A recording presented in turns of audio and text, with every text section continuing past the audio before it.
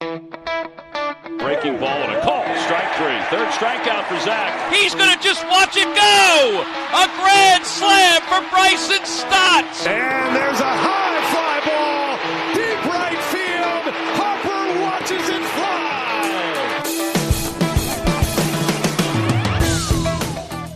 From WHYY, this is Hittin' Season, a Philadelphia Phillies podcast. My name is Justin Klugh, and I write for Baseball Prospectus.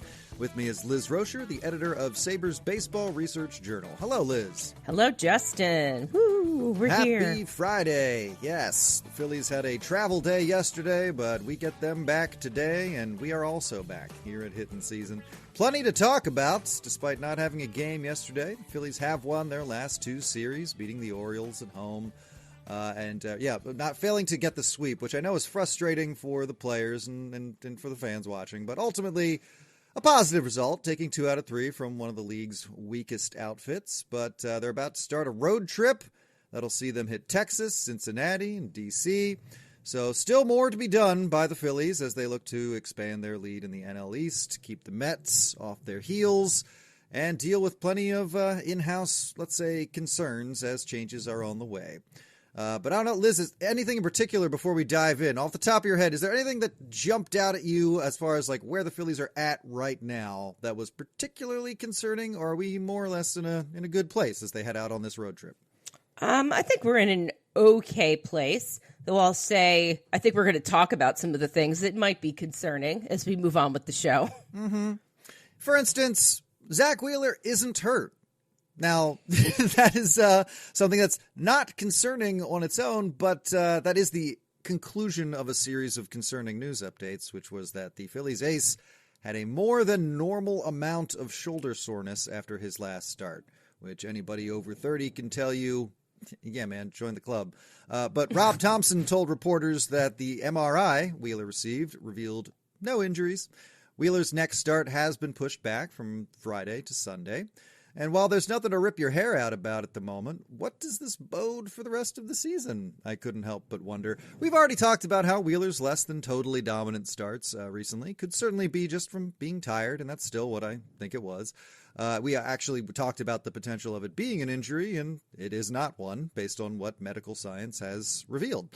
So, we have gone from, quote, not his best stuff to command issues to extra soreness to pushing back his next start. So what do you think here, Liz? What happens next? Is this a situation that'll get better soon, or do you feel a little more ominous about it? Well, I'm sure Wheeler is relieved to know that he's not injured. I feel that pitchers feel something wrong and they don't know what it could be. So if Wheeler was feeling some soreness and was maybe pulling back a little bit, now he knows I'm not seriously injured. So I would hope that would give him some confidence going forward. Yeah. With his role being as crucial as it is, I don't mind an even overabundance of caution. Pushing back his next start, that's always that's good. They're not screwing anything up by doing that. They could push him back two additional starts if they wanted to, and still not really screw up their rotation. But Matt Gelb was writing about how Thompson was asked, are there further steps we want to take to protect Wheeler, like perhaps a 6-man rotation, perhaps a pause on his season, and Rob Thompson said no, because he's fine. That honestly made me feel a lot better, to be honest. That's really not that's definitive, and it's the case. The MRI revealed nothing, so feels totally natural for a guy who pitches as much as Zack Wheeler and as deep into games as Zack Wheeler typically does for his arm to be moving a little more slowly. And I feel like you can give him a couple extra days, and hopefully that's enough to get him back on track. But even if it's not, this team leans on its rotation. This team really, it's obviously its biggest strength. The Phillies lead with their starting pitching. It's a big reason why they are in the position they're in, if not, the reason at times. And of the strengths your team can have, you want your starting pitching to be the strongest point, because even if the other stuff isn't working, I think you are more likely to get wins with just a strong rotation than you are with just a strong lineup or just a strong bullpen. So the Phillies are, they're right to be leaning on that and to have upgraded an already strong rotation with the acquisition of Jesus Luzardo and everything. But this is part of that. This is part of having strong starting pitching that goes deep into games, is understanding that at this point in the season, it is now mid-August, arms get tired. Even on the best pitchers, arms get tired. And a guy like Wheeler, he's intense, he's competitive. He doesn't want to get off the mound. He doesn't want to admit something's wrong, but he also knows it's part of his job. So I don't know. Ultimately, I think this is something worth talking about, but not something worth getting really worked up about. I think what Thompson said is kind of the conclusion. He's fine. There's nothing, we can extrapolate all we want. We can spiral all we want, but there's, at the end of the day, no reason to. He's making a start in this first series in Texas. It's just a couple days later than you would have, than he was scheduled to. And again, he's fine. He's fine. And I'm with you, that it's a relief to hear Thompson. He tends to simplify things sometimes, I would say, and just be like, yeah, it's fine. Please stop asking me questions. But in this case, we are free to take whatever we want from his comments. And I think I'll take good. I'll take good things from that. Phillies are in a good spot. I would rather not taint that with a bunch of unnecessary concerns, let's say. But speaking of concerns. Oh, good. It's those outfield platoon times again. The Phillies have a new outfielder in Harrison Bader, so questions about playing time abound. We're all sitting around saying it's time for Max Kepler to go, and it's time for Max Kepler to go. Yeah. But he did have 2 hits, Liz, in a game against the Orioles, including a home run, so that means the last 4 months of futility didn't happen, I guess. Nobody wants to be the team that gave up on a guy just as he started figuring things out, especially not player-manager Rob Thompson, who, according to Scott Lauber, said, quote, well, it depends on how everybody's hitting in regards to how he's going to set up his outfield moving forward. Bader is kind of an even split between right and left-handed pitching, so you get a benefit there. But Kepler's had some pretty good at-bats of late, so we'll see. Liz, what will we see? I think we'll see more of the same that we've seen. We'll definitely see him be platooned because they are committed to that. I don't know why, but they are absolutely committed to platooning him. And I guess that's fine. They acquired a player at a cost. And I guess they just don't want to play him all the time. Like, I guess it's what they're doing is real confusing. It's confusing to me. Is it confusing to you? I think it's just a matter of, we've seen this process play out before. Austin Hayes, Whit Merrifield. The Phillies get a guy that seems on paper like, okay, sure, there's a potential that he could fill the role. You're bringing him in to play. And Max Kepler totally qualified for that.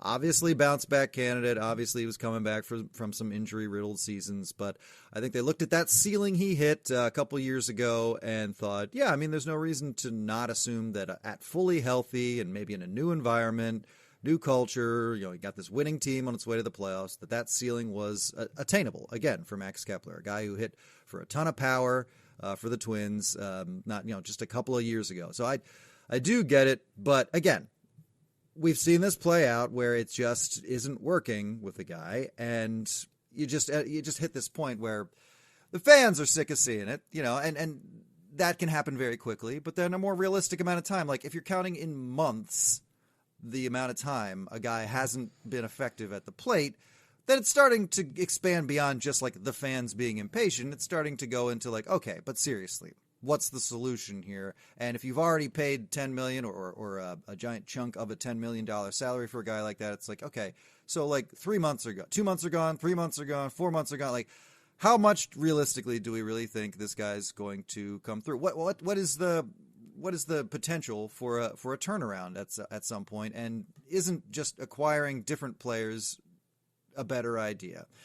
But the X factor here is Rob Thompson, who likes baseball players. He likes baseball players who play for him. He relates to people on a human level. This is a very healthy way to go about things. This is a rarer and rarer way to see people in leadership operate. I'm a human. I talk to humans. I manage humans. I communicate with them like human beings. That's great. However, in this situation, it kind of feels like he wants to give a guy, like especially a veteran player who he's now, looked in the eye every day for the last couple of months. He wants to give him every chance to prove himself. And the Phillies did kind of set that up by saying, like, all right, we're going to use these 6 games as sort of a proving ground for what will happen next as far as how a couple of things go, but the outfield is one of those things. And Kepler did everybody the favor of having a half decent day at the plate. Yep. And now everybody's confused. No one more so than, Rob Thompson, who's like, yeah, all right, well, he's been having some pretty good at bats of late. So you got to just decide. Is a guy like Harrison Bader, who came in here, plays great defense in the outfield, already connected for a home run and showed that like he can hit, is he not a better option than a guy who's had some pretty good at bats lately? And obviously we sit here and say yes, but I think the Phillies and Thompson, through a combination of like, what did we pay for this guy? We went out of our way to acquire this guy. No, this still can work. And also, he's a human. He's one of Rob Thompson's guys, and he wants to give him every possible chance he can before we cut the cord. I don't know. I feel like I understand what's going on. I'm just done. Unhappy with it. I'm just done with Max Kepler at bats. Like, I just am. Then again, I'm the guy who was done with Taijuan Walker at the beginning of this year, so that narrative can go a different way as well, and there's very recent proof of that in Walker's success and stability as like a 5th, 6th starter. So we're allowed to have opinions that don't work out. We're allowed to be done with players and have it go a different way. We're done. We are both done with Max Kepler. Seeing him out there most of the time is disappointing and frustrating because I would much rather see Harrison Bader. I think he adds definitely more of a defensive dimension rather than Kepler. But, I mean, I said it on the last podcast. He's got 11 home runs, now 12. And you guys laughed, and I'm like, that's exactly why they're keeping him. He's got pop sometimes. He can hit a double occasionally, and the key to me is them figuring out when that's going to happen. And unfortunately, you can't. They put him in the lineup when the handedness is favorable, and you just have to cross your fingers that he's not going to bat to his, under 200 or probably at this point, a shade over 200 average at this point. You have to pray that he'll have a good game. I just need them to sort of figure out how often he has to prove his worth in order for him to stay. Because 1 in every 20 games is not it. Is like 2 hot weekends over 4 months really...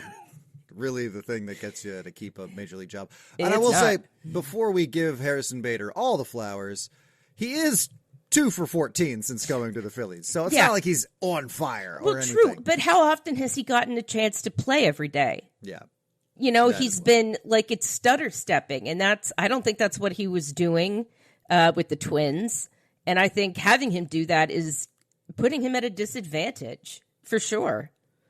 Well, historically, in his 11 seasons and over 4,600 career plate appearances, Max Kepler's lowest offensive numbers have come in August and September. His batting average on balls in play is low. I said that on the last podcast, too. I think it's a point that is only fair to keep mentioning. Again, I wouldn't mention it if it wasn't the lowest of the group of players I was putting him in, the 59 left-handed hitters with at least 350 plate appearances this year. He has the lowest batting average on balls in play. That indicates he has some bad luck. 200. That's at 300, that stat indicates you're kind of going how you go. At 200, it means you have bad luck. At 400, it means you're experiencing some good luck. And he's down by 2. He's down at around 200. Objectively, that is what that number means, that he's had some bad luck. But looking at his numbers, his strikeout percentage and his walk percentages are pretty standard for his career. His hard hit rate is a bit under 37%, but that's about the ceiling of what he's been able to do as far as hard hit balls throughout his career, which, that's not a bad number in that stat. And it's among the highest of his career. Is Max Kepler, Liz, just a shift in luck away from being a productive hitter? And is that what Rob Thompson's waiting to see? Probably. A guy like Thompson knows that baseball has a certain amount of luck to it. There are human beings playing it and throwing pitches, and you never know when the guy batting is going to see it right. It could be a squirrel moves out on the far side of the field, and that puts something into focus, and it allows, Kepler to, hit one out of the park.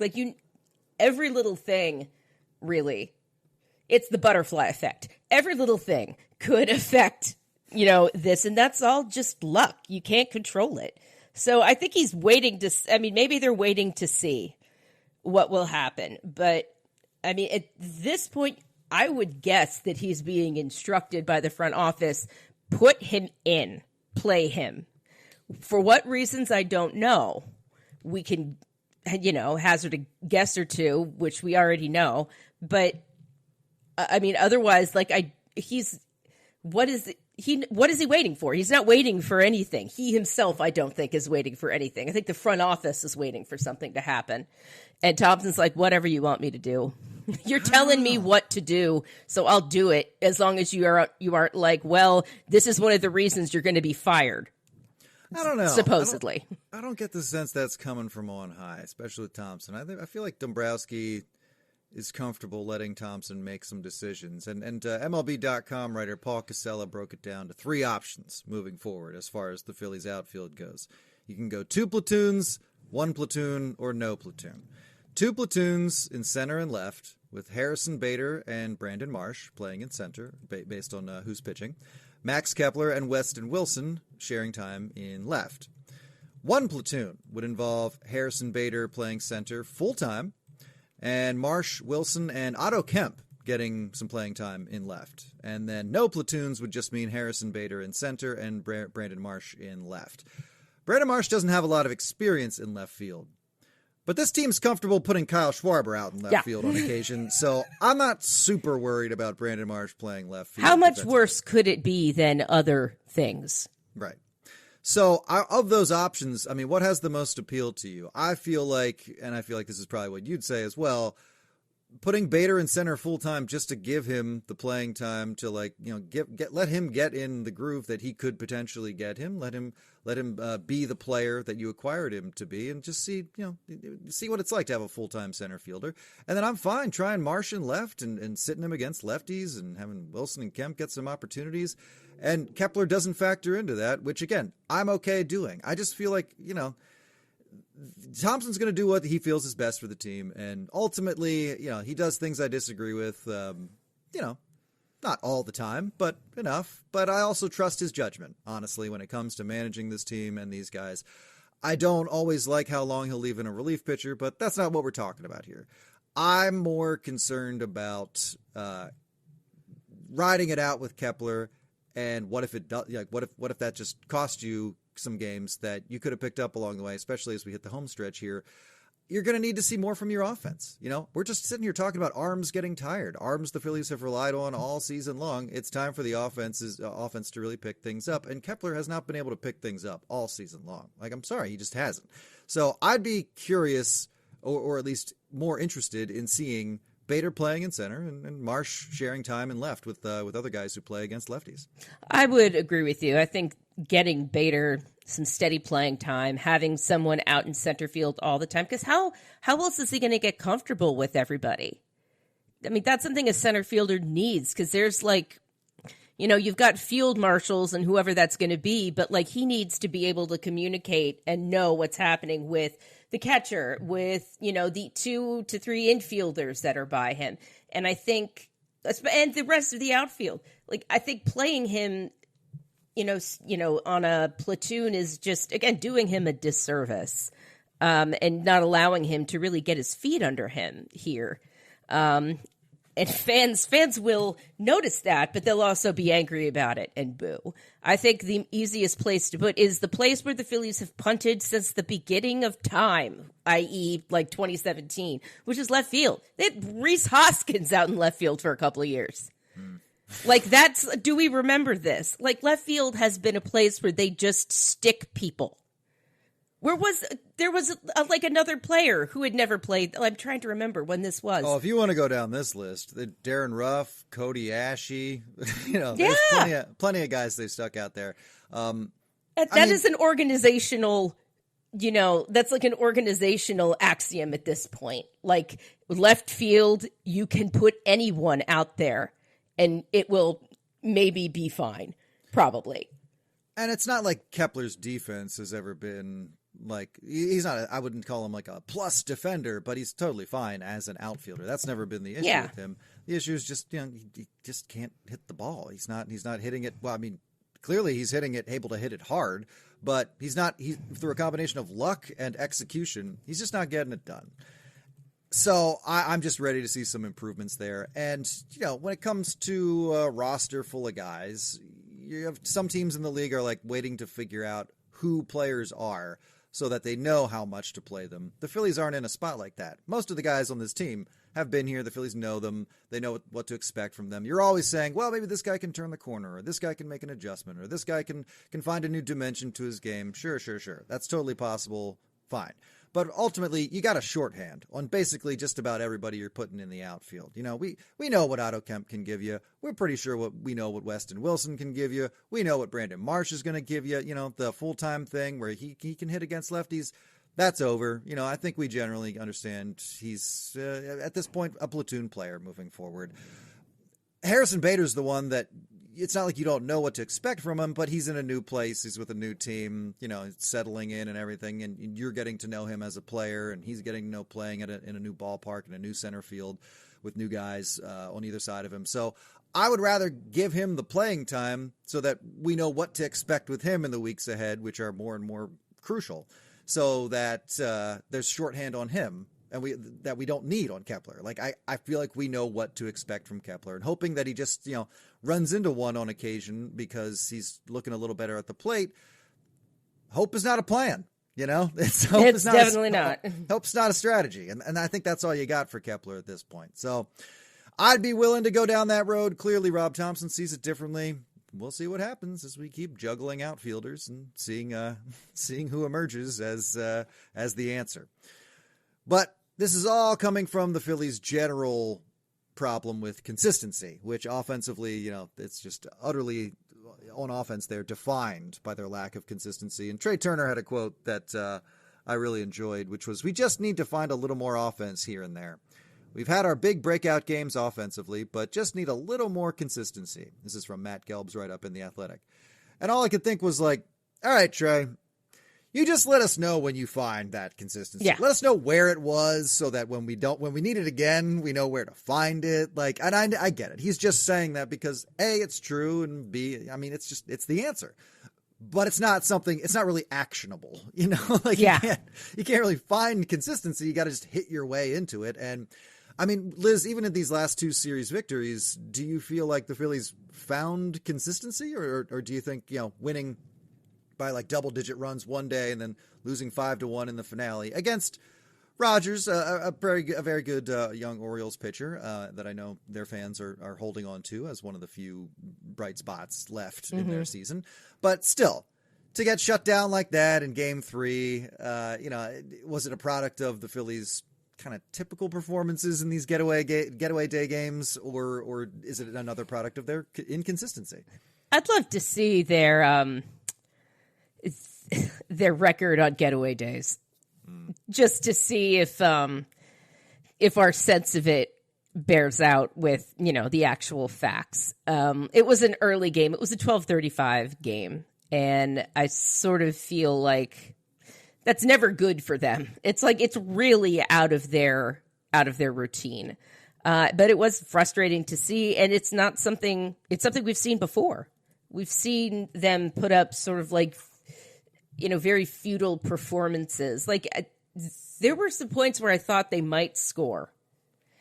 They had like guys on the bases, maybe even in scoring position, but it's the typical, double play to end the inning, or someone strikes out, the inning is over. So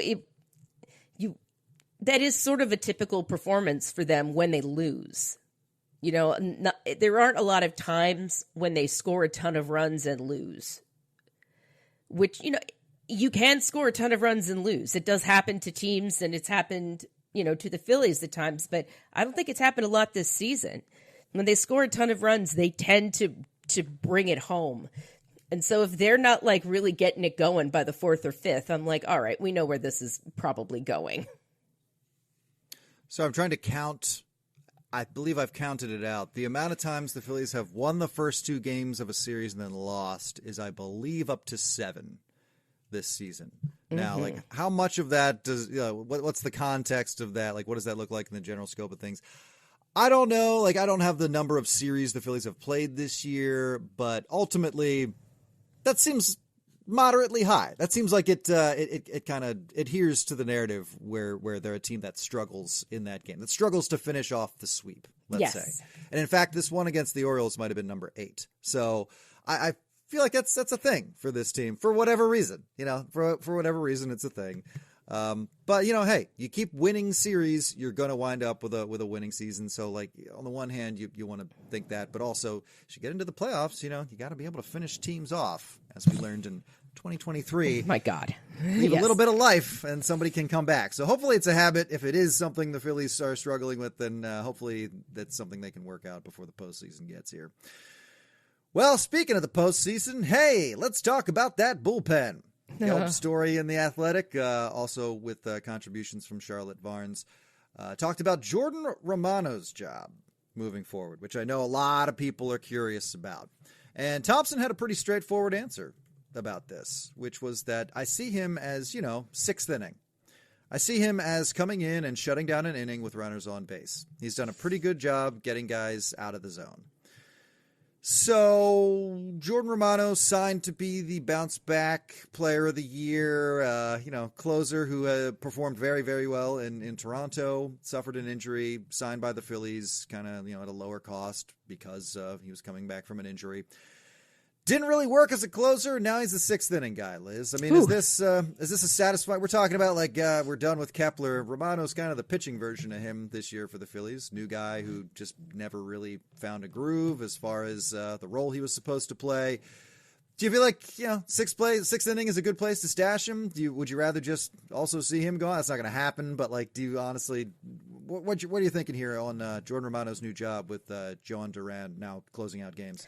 I think the 6th inning is a perfectly fine place to put him. It's a place where most of us will not notice him.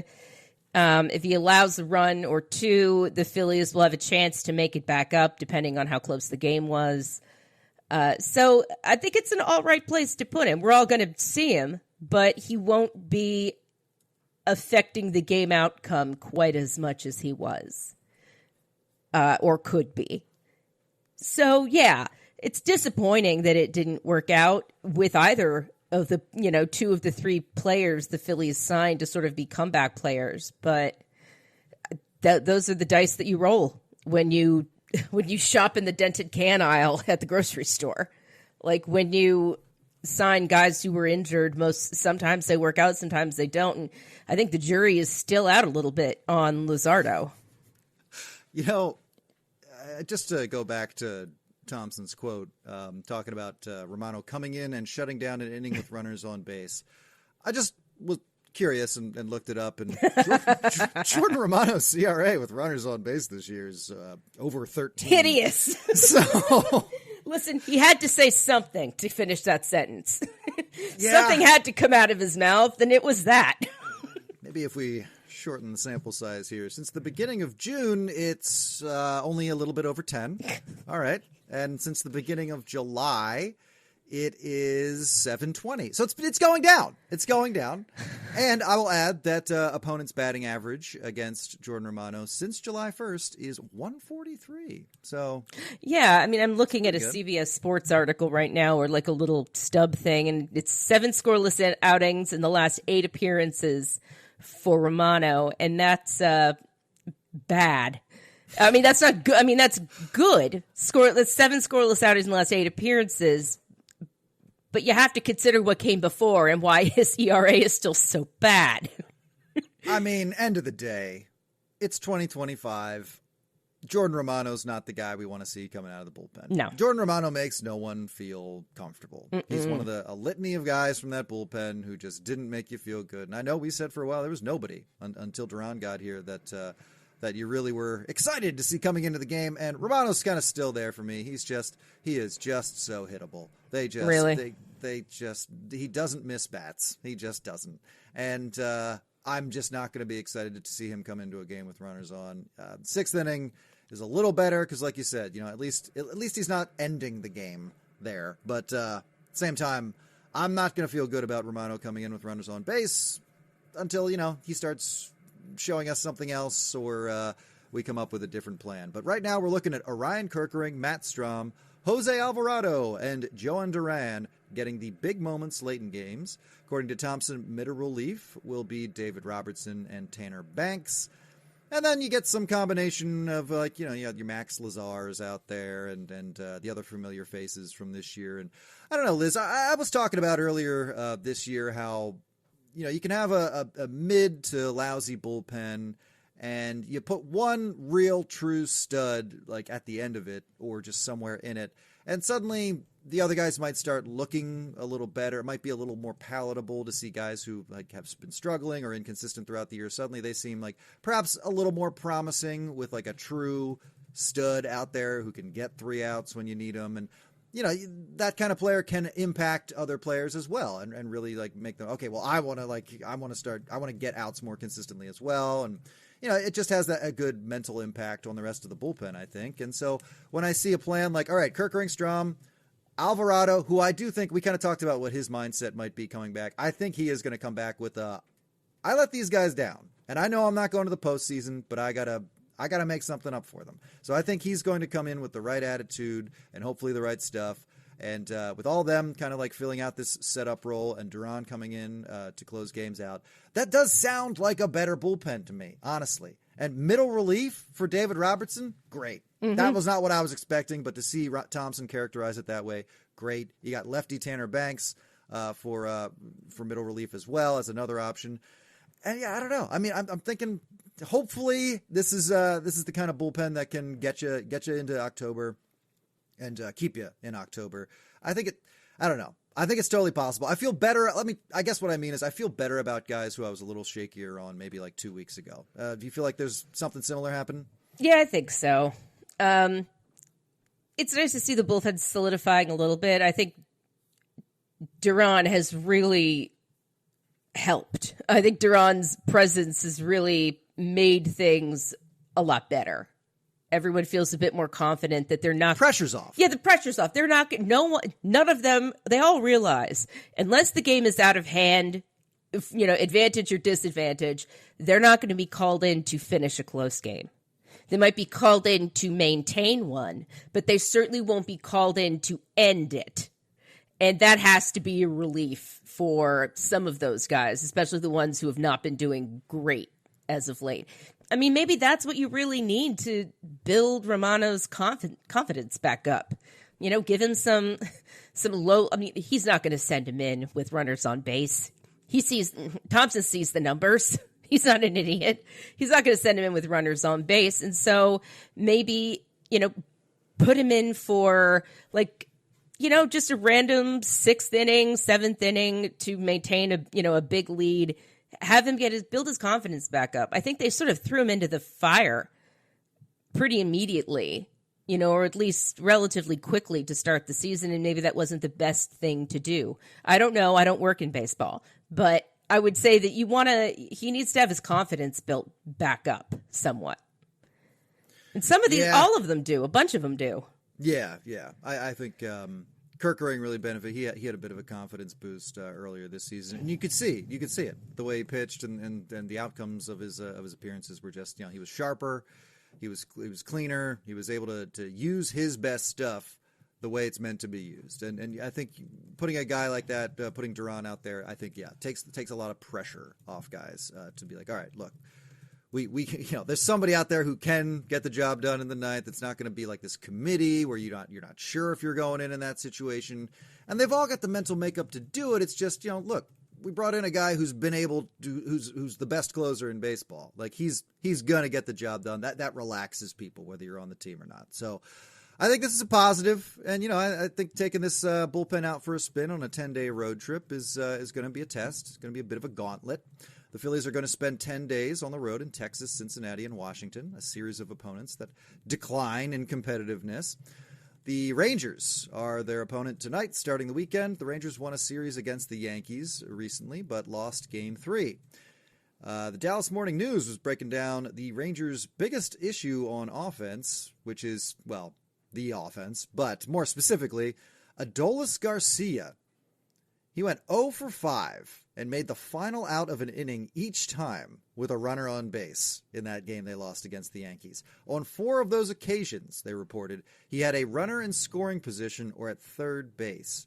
This is an ongoing problem for the Rangers. Adolis Garcia, I mean, how much have you heard his name this year? Very little. He's batted fourth in every game since June 28th for the Texas Rangers. He is hitting only .209 with a .624 OPS in that spot since on that run since June 28th. Since the All-Star break, gets even worse. Hitting .184 with a .567 OPS. He's slugging well. He's slugging under .350 at this point. The only hitter with an OPS above 700 in the number 4 spot this season is Marcus Semien, they wrote. And he's not having a great offensive year either. Ooh. They have one of the lowest hard hit rates as a team since June 28th, just to stay within that same time frame. And they are definitively middle of the pack in most offensive stats, if not in the bottom 10. They're never the worst, but they're not good. They have scored the 5th most runs in baseball since June 28th, interestingly enough, but they don't have great numbers against lefties, which is good, because now they're going to face 2 of them to start this series, in Christopher Sanchez and Jesus Luzardo. They don't have very good numbers at home either, but the Phillies don't have great numbers at their home, which we're going to get to in a minute. But they don't have good numbers at home either. Their power is not very present, though they are 3rd among all teams at home in strikeout percentage and walk percentage. Corey Seager's your biggest threat. Rowdy Tellez is kind of on one at the moment, but they've gotten flat out nothing from another name you haven't heard all year.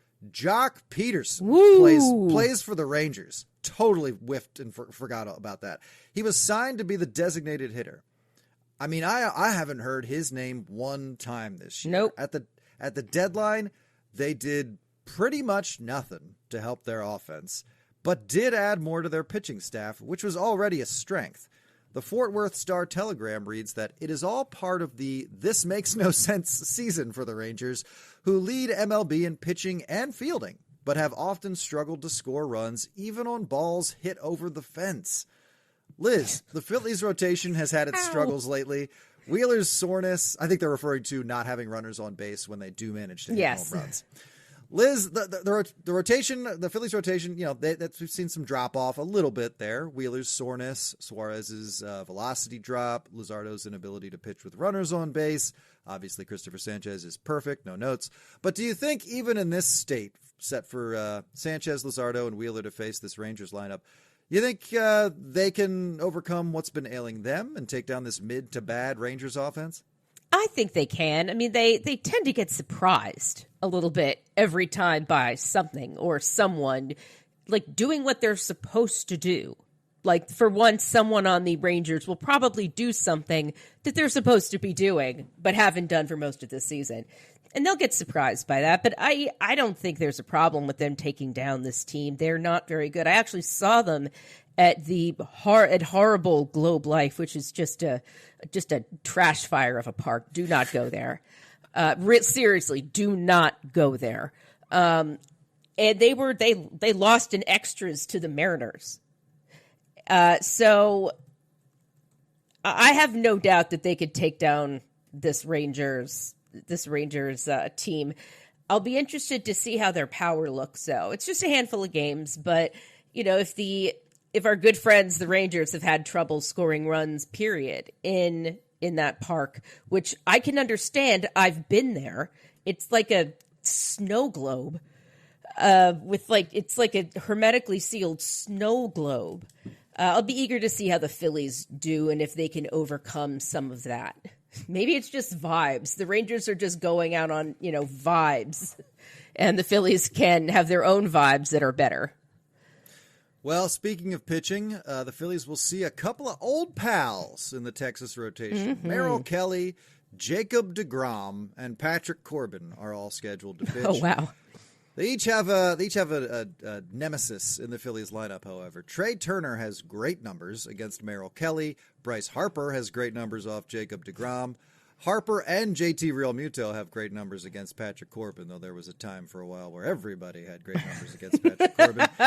He has an unwelcome little resurgence here where he's looked a little better, looked a little half decent. So, we'll see what happens. But the Rangers pitching has led the way.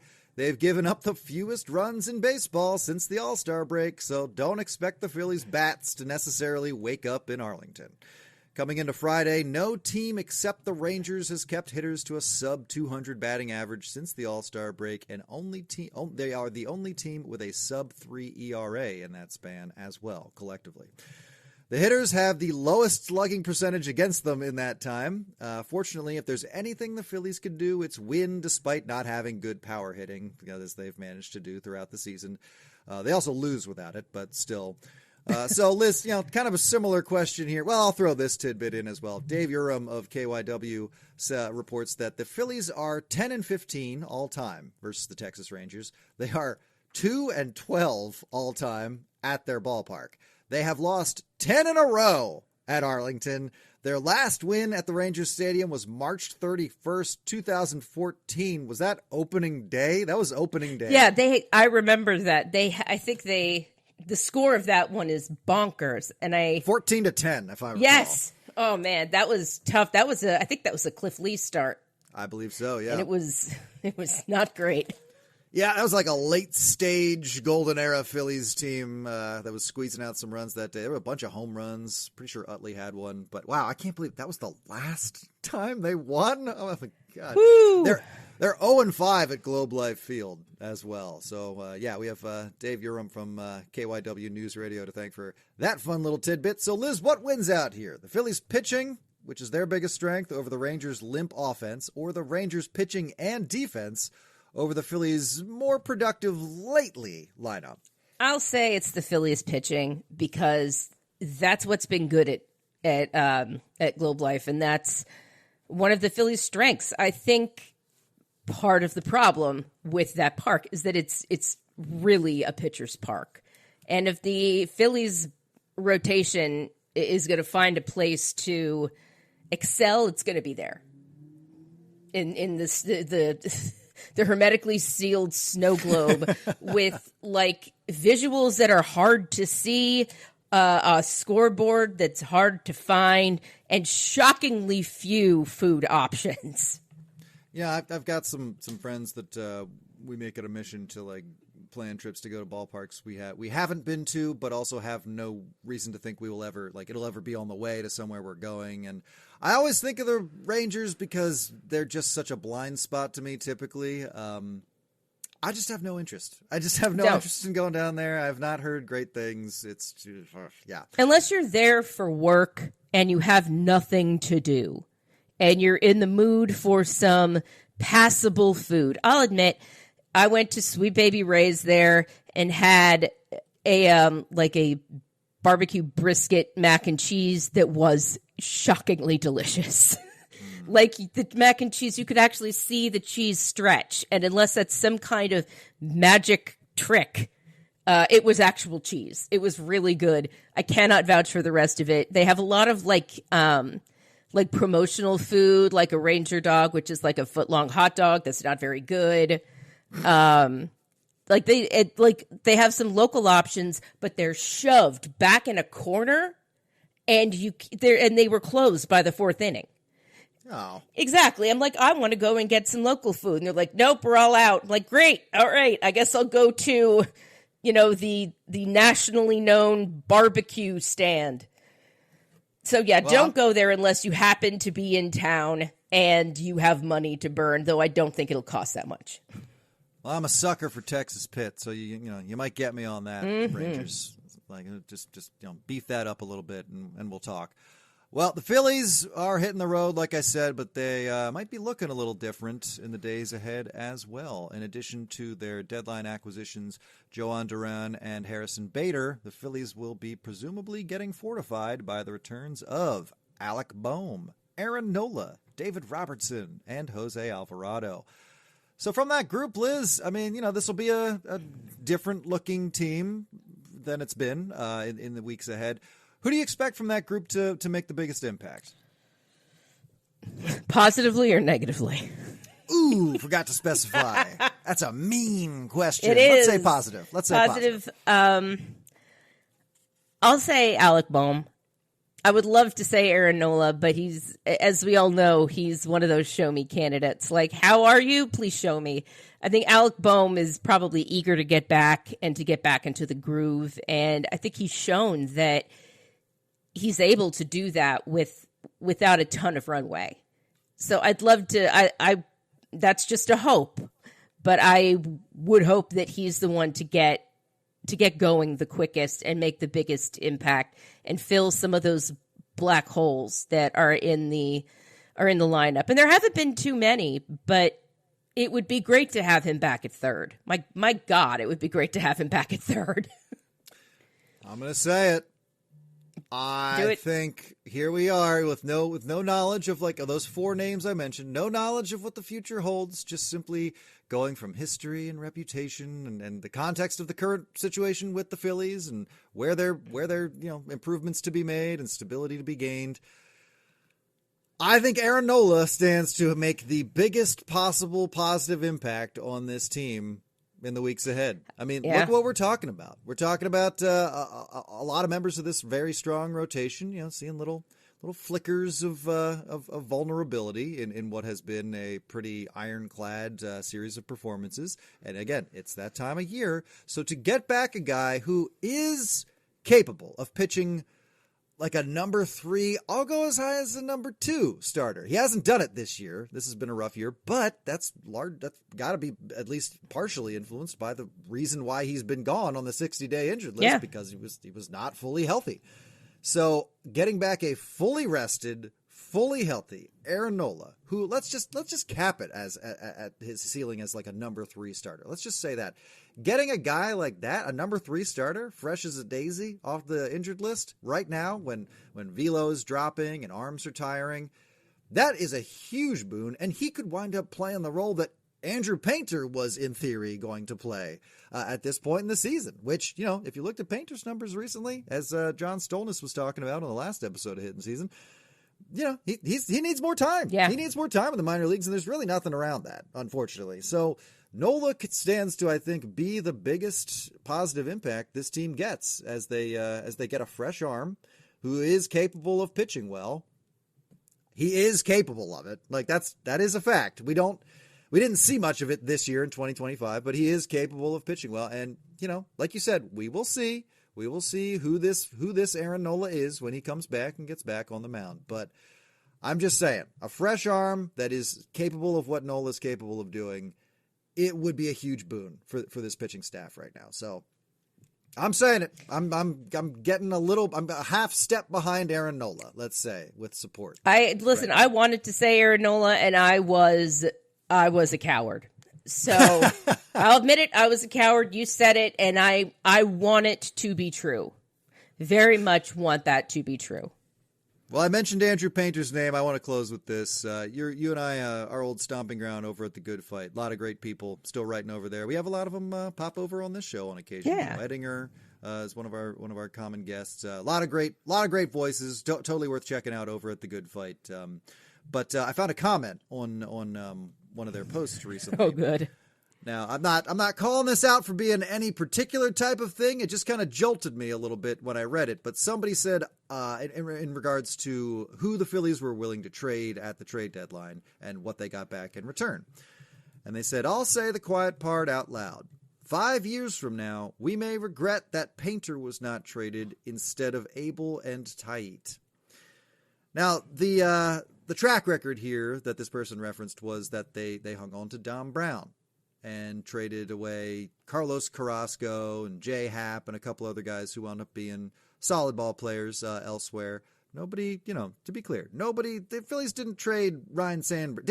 Phillies haven't traded away a Ryan Sandberg since Ryan Sandberg, I maintain. Mm-hmm. You make an argument for J.P. Crawford if you want, but he's still not like, the AL MVP you were terrified of him becoming once he hit another team. But in this particular case, they're saying Dom Brown was, maybe the weaker of that group, and you would have been better off trading him, getting more in return for what his potential was viewed to be at the time, and then seeing him, ultimately not really pay off as a major league hitter. And then in that scenario, you still have one of those other guys who went on to a solid major league career. So, I get it. I don't know. There's part of this that feels like if you're looking under every couch cushion for regret, you're going to find it eventually. And if you're thinking 5 years ahead, if you're not making a deal based on how you're going to feel 5 years from now, I would say you're also going about the trade deadline the wrong way. Ultimately, I still wouldn't have traded Andrew Painter. I mean, I go back, like, do yourself the favor. Go back and read some of those scouting reports I was gushing over earlier this year from Baseball America, the two different writers at Baseball America who went absolutely ham talking about this guy.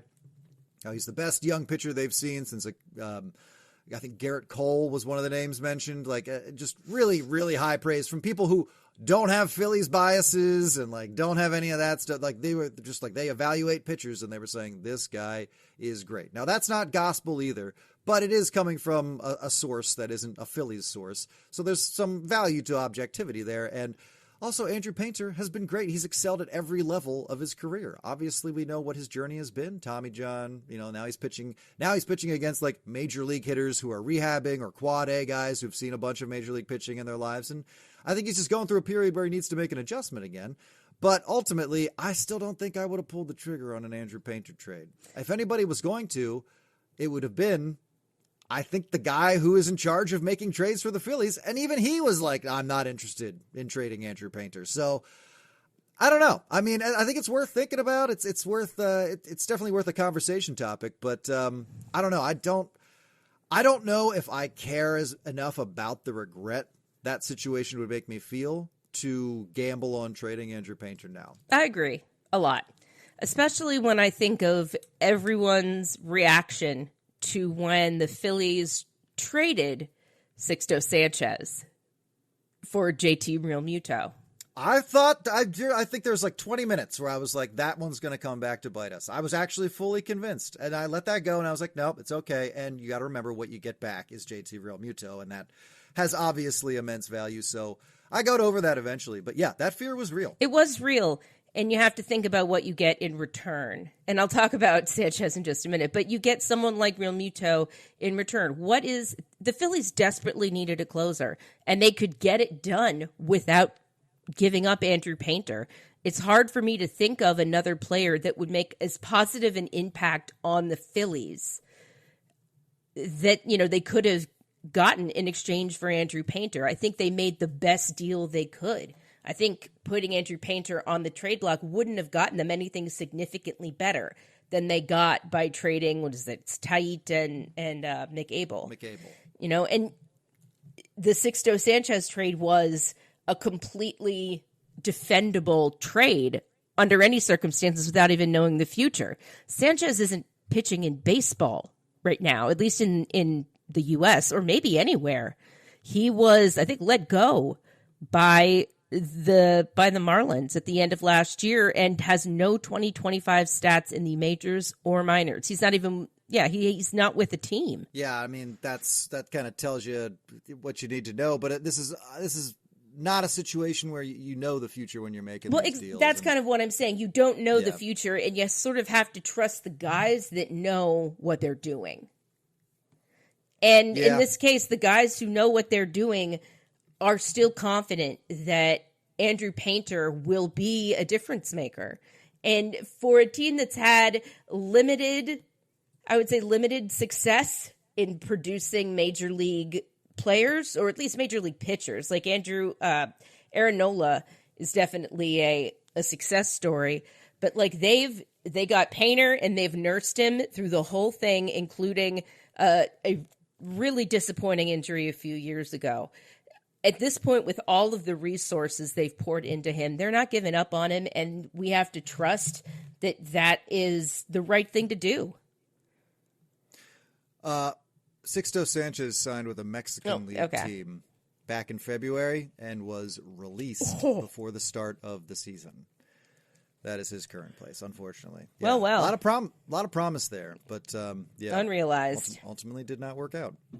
Well, that'll do it for this episode of Hittin Season. Thanks again to my co-host Liz Roscher. For more episodes of Hittin Season every week, go to billypenn.com/Hittin Season or anywhere you get your podcasts.